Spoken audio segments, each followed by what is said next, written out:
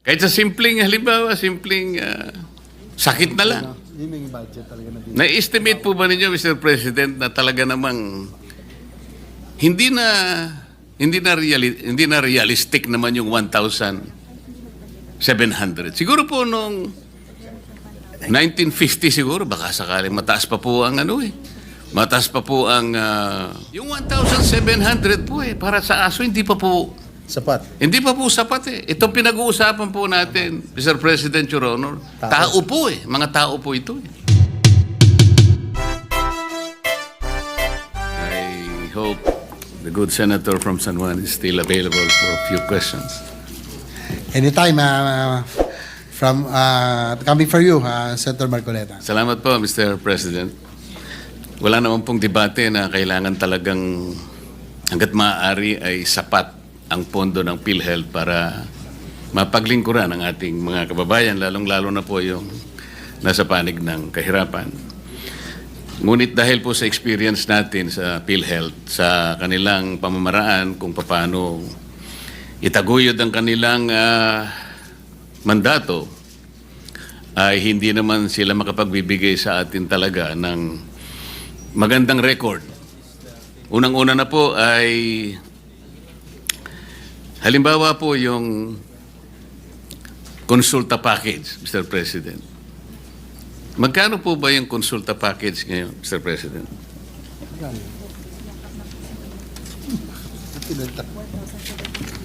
Per person.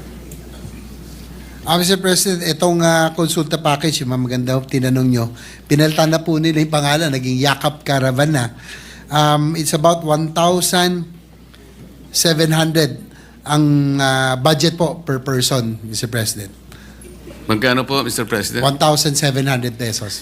Diyan po yata sa konsulta package, Mr. President, kasama pa po yata yung serbisyo ng doktor, tama po? Yes, Mr. President, kasama po yung serbisyo ng doktor, basic check-ups, no? Lab test, and yung pinaka-basic po na Kasama po yung laboratorio, Mr. President. Dapat po, kasama po, Mr. Sa President. palagay po ninyo, magkano po? 1,700? 1,700. Sa 1,700 po ba, Mr. President, kasama na po yung serbisyo ng doktor, laboratorio. Magkano kaya ang matitira po para kahit sa simpleng, halimbawa, simpleng sakit na lang. Yun yung budget talaga na din. Na-estimate po ba ninyo, Mr. President, na talaga namang hindi na realistic naman yung 1,700. Siguro po nung 1950 siguro, baka sakaling mataas pa po ang mataas pa po ang halaga ng piso noon eh. 1950 siguro, ang palitan ng dolyar siguro, baka mas mataas pa yung, baka isa 5 centimos natin noon eh, $1 ng Amerikano, Mr. President. Hindi ko po alam. Kasi si Senador Jinggoy po, napanganak na ng 1950s, ako po 60s po ako eh. Ano po, realistic po yung 1,700 na konsulta package, Mr. President? Ito bang 1,700, does that include the professional fee of the Yes, doctors? Mr. President. Kasama yung laboratorio. Ano pa po Is it kaya a ang standard mabibili? rate of all the doctors? Is it Yes, a standard Mr. fee? President. Kaya po, okay lang po yung masapatan po talaga. How did they derive on that figure? Baka masasagot po ng inyong butihing kapatid, Mr. President. Yes, Mr. President, sa totoo lang po na medyo, kung titignan nyo, 1,700 for the basic check-ups and lab test, including doctors, para pong kulo pa. Pero tinaas na po natin ito tinaas na po ito na, nung una po ay 1,200. So ngayon po ay 1,700. Pero sana nga po ay inaano natin ng PhilHealth na aside from the case rates at iba pa, na magtaas po sila para naman maging mas maging katotohanan. Tama po kayo. And I agree with you na hindi na ho realistic. Pero kahit pa paano, this is the budget that was given to all Do you have any breakdown of it? Kasi ang laboratory test, pagka CBC, yung complete blood count, lagpas 1,000 na po yan. Kung kumpleto talaga yung gusto niyo malaman sa inyong sa resulta sa blood test. Tapos may doctor's fee pa. I don't think that is sufficient enough. In 1,700 is sufficient enough. Yun nga po That's ang my aking take. tinatanong, Mr. President, kung sino po ang kumuwenta nito. Kung ang kumuwenta po nito ay taga dito sa ating bansa o baka naman po sa ibang bansa po na ibang klaseng salapi ang kanilang ginamit. Kaya nakakapagtaka po, pag pinag-uusapan po natin ng isang napakamahalagang pasilidad na talagang magiging sandigan po ng ating mga kababayan sa panahon ng kanilang karamdaman. Pero kung 1,700 po, alam po nyo, yung aking pong bunsong anak, meron pong isang simpleng alaga na aso. Alam po ba ninyo kung magkano po ang nagagastan niya yung parang paliguan? Kasi po may shampoo pa po yata ang importante na yung meron tagagupit po ng kanyang pati kuko po ginugupit at nagkaroon po na Grooming. yung 1,700 po para sa aso hindi pa po sapat eh. Ito pinag-uusapan po natin, Mr. President, Your Honor. Tao po mga tao po ito eh. Kaya po hindi po magiging maganda kahit na po pag-usapan natin ang napakagandang pinaka-noblest na objective po ng PhilHealth. Kapag ka itong ganitong klaseng mga pamamaraan ay hindi po nila talaga babalikatin, para lang po tayong nagpapatintero dito, Mr. President. Tingnan po ninyo, Mr. President. Based on PhilHealth's latest data, while 102 million Filipinos have registered with PhilHealth, only 27.8 million or 24% are enrolled with Consulta. So, naka-enroll po sa Consulta. Ilan percent po? 24% lang po ang naka-enroll out of 102 million registrants. Kahit na po naka-register, kung 1,700 lamang po ang package,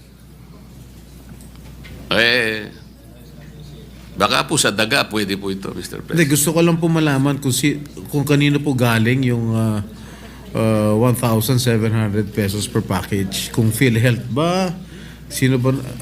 Kaya po nung tinanong ko po, Mr. President, ang sagot po ay 1,700, sinagot po ng ating... Yeah. Where did that figure come from? Siguro... Yes, Mr. President, actually, nagpapasalamat ako kay Senator Marcoleta for pointing this out. Talagang kung titingnan nyo, parang kulang talaga, no? Realistically. Pero yun nga po ang nilalaban ho natin sa PhilHealth ngayon. Hopefully with this new administration under Dr. Mercado, na maiba naman ang magiging direksyon ng PhilHealth. Dati po kasi nung panahon ni Manuel Ledesma, parang yung pagtrato niya sa PhilHealth para pong ginawang private corporation na alam niyo naman ho, Mr. President, sa insurance, ang ugali ng private insurance, kung makakatakas sa liabilities yung mga dapat nilang bayarin, doon po sila kumikita. At the end of the year, pinagmamalaki nila yung kanilang savings and kanilang kinita, no? Pero in the case of PhilHealth, dapat po, dahil po yung government agency, and this is the only agency that is tasked to implement universal healthcare, dapat po talaga ay inuubos ito sa ating mga pasyente, sa ating mga kababayan. Hopefully, Mr. President, with the new PhilHealth head who committed to adjust yung pong kanilang case rates, and they committed also to increase the participation of PhilHealth in every hospital billing, siguro dapat maitaas na rin po natin. And sana na po, maitaas na rin po natin ito pong iba pang mga bagay tulad ng pong itong sa konsulta package, no, na yung 1,700. If we can only increase all of this, hopefully ano na nila, maiayos na po nila.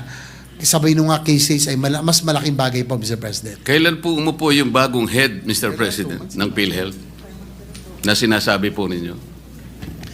Kung hindi ako nagkakamali, Mr. President, parang 3 buwan pa lamang po siyang nakakaupo, no?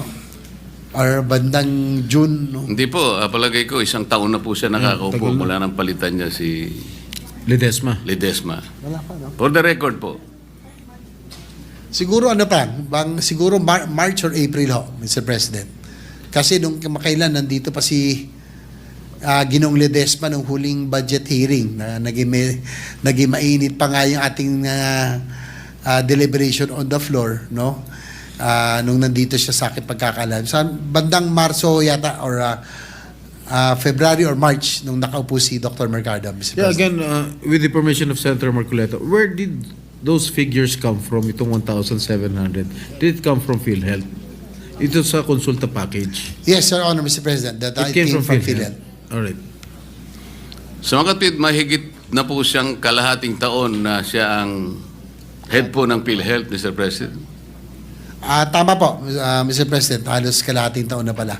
Kasi po, sa tala po, ito po, babasahin ko. First patient encounter, health advocates estimate that only 1% of the total population actually availed of consulta benefits.